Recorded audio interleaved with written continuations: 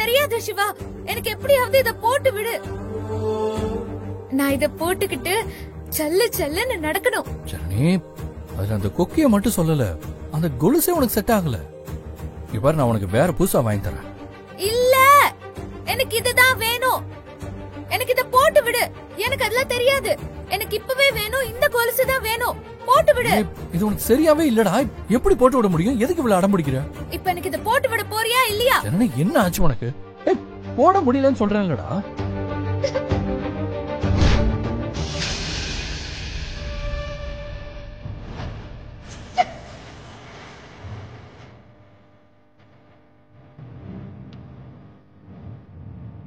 துளசி கால்ல சேருது, எனக்கு ஏன் சேரல? சொல்லு சொல்லு சிவா, ஏன் சேரல எனக்கு? ஜனனி பாரு, அது போட முடியாதுடா. நான் உனக்கு புதுசா வாங்கி தரேமா? இல்ல, எனக்கு இந்த கொலுசு தான் வேணும். இத சரி பண்ணி எனக்கு போட்டு விடு. புதுசெல்லாம் எனக்கு வேண்டாம். ஏ ஜனனி,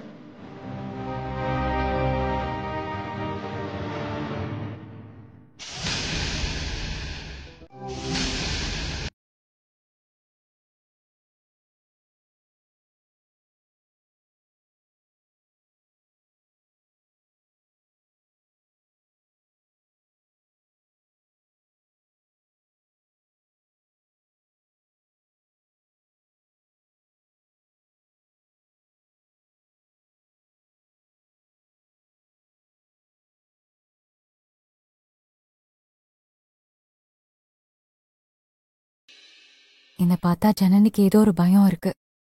நாம இங்க இருந்தா ஜனனிக்கு தேவையில்லாத டென்ஷன் தான். ஏதாச்சும் சொல்லிட்டு போயிடலாமா? எங்க போறது? வெறி பிடிச்ச அந்த சேது இந்த ஊர்லயே சுத்திக்கிட்டு இருக்கிறான். எங்க போனாலும் அவன் அங்க வருவான். அவனை பார்த்தாலே எனக்கு பயமா இருக்கு. நம்ம ஊருக்கு போக வேண்டாம், வேற எங்கேயாவது போயிடலாம். சேது கண்டுபிடிக்க முடியாத ஏதோ ஒரு ஊருக்கு போயிடலாம். போகலாம், ஆனா விடுவாங்களா? பாத்துக்கலாம் சித்தி. காவேரி தான் என்ன போக விடாம தடுத்தது. காவேரிக்கு என்ன பிடிக்கும், ரொம்ப நல்ல பொண்ணு. அவதான் கடைசி நேரத்துல தடுத்துட்டா. நீங்க கூப்பிட்டா எப்ப வேணாலும் வருவேன்னு சொல்லிட்டு இங்க இருந்து போயிடலாம். நீங்க என்ன சொல்றீங்க? நீ சொல்றதும் சரிதான். இங்க இருந்தா உன் மனசும் கஷ்டப்படும். சிவாவை பாக்குறப்பெல்லாம் உனக்கு வருத்தமாவும் இருக்கும். அது எனக்கு புரியுது துளசி. இல்ல சித்தி, இப்ப இருக்கிறது ஜனனியோட ஹஸ்பண்ட். என் சிவா அங்க இல்ல. என்னோட சிவா இங்க இருக்காரு. அவரு வேற, இவரு வேற. எனக்கு எந்த வருத்தமும் இல்ல. என்னைக்காவது இந்த மாதிரி நடக்கும்னு நினைச்சேன். ஆனா ஜனனி உயிரோட வருவாங்கன்னு நான் நினைக்கவே இல்லை. உயிரோட இருக்கிறது தெரிஞ்சிருந்தா சிவாவை நெருங்க விட்டுருக்கவே மாட்டேன். கடவுள் புண்ணியத்துல எங்களுக்குள்ள எதுவுமே நடக்கல. ஒருவேளை அப்படி ஏதாவது நடந்திருந்தா சிவாக்கு குற்ற உணர்வு இருக்கலாம். இப்ப அது கூட இருக்காது. நாம இங்க இருக்கிறது மட்டும்தான் அவங்களுக்கு டிஸ்டர்பா இருக்கும். நாளைக்கே நம்ம போயிடலாம் சித்தி. உனக்கு ஒரு நல்ல வாழ்க்கை அமையணும்னு நான் வேண்டாத சாமியே இல்ல துளசி. இப்படி ஆயிப்போச்சேன்னு என் மனசு ரொம்ப வலிக்குது துளசி. சித்தி, நான் உங்களை கூப்பிடுறது வேணா சித்தியா இருக்கலாம். ஆனா என் மனசுல நீங்க தான் என்ன பெத்தவங்க, என்னோட அம்மா. உங்க கஷ்டம் புரியுது. ஒரு வகையில இது நமக்கு வேண்டியதுதான். சேதுக்கு பயந்து நான் ஜனனியா இருந்தது தப்புதானே. முடிஞ்சதை பத்தி நம்ம பேச வேண்டாம். தூங்கலாம் சித்தி, நீங்க படுங்க. நீயும் படுமா. இவ வேற இங்க பாத்துட்டு போன வேகத்துல திரும்பி வரானே.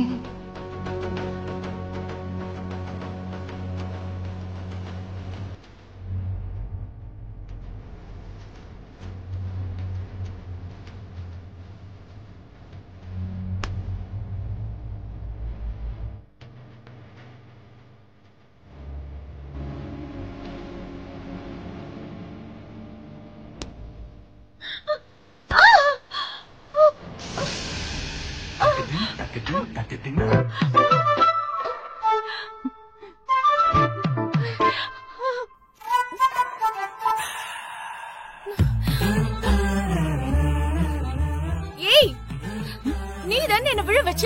நான் இங்க இருக்கேன், நீ அங்க விழுந்ததுக்கு நான் என்ன பண்ண முடியும்? இல்ல, நீதான் என்னமோ பண்ணிட்ட. நான் ஒன்னும் பண்ணல. வேணும்னா நீ தரையில முகம் பாக்குறியா? என்ன கிண்டலா? நீ தானே சொன்ன முகம் பாக்கணும்னு. இப்ப பாக்கலாம், நல்லா இருக்கு. ஆனா முகம் தான் ஒரு பக்கமா இழுத்திருக்கே.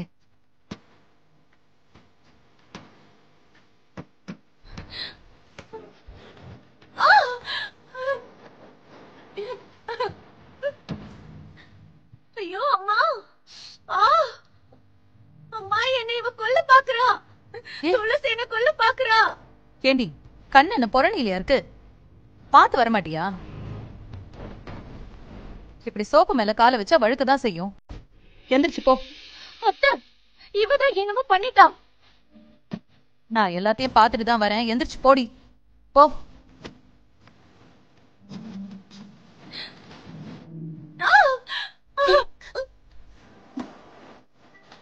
எதுவா எந்திரி.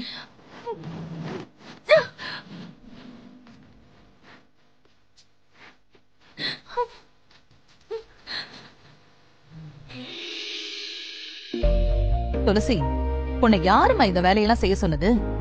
சும்மாதாமா, நானாதான் பண்றேன்.